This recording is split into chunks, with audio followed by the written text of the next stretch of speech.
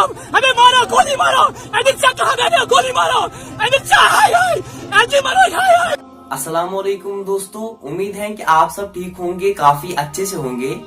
दोस्तों सबसे पहले आप ये वीडियो क्लिप देखो, उसके बाद हम आगे बात करते हैं। ये गुजारिश है, आप बिल्डोजर लाओ, इसको अफगानिस्तान बनाओ, अफगानिस्तान बनाओ इसको।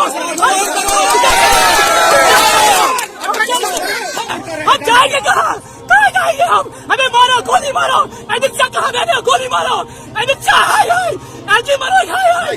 पूरा कदम साफ करो। अगर 20 करवाले यहाँ से आते हैं, तहसील पेशवार में इस वक्त हजारों की तादाद में काम वाले हैं, सरपंच इसके पीछे है, चौकीदार से पीछे है। ये लोग हमें टैक्सी को बढ़ावा देने की कोशिश कर रहे हैं। हिंदुस्तान के गवर्नमेंट को सोचना चाहिए, अमित शाह को सोचना चाहिए। यहाँ पे अनएम्प्लॉयमेंट इतनी बड़ी है, आसमान को छू रही है।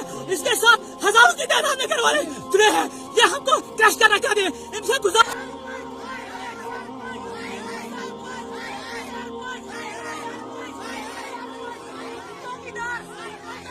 दोस्तों आपने वीडियो क्लिप देखी होगी, आपकी क्या राय है इसके रिलेटेड कमेंट्स में जरूर बताएं।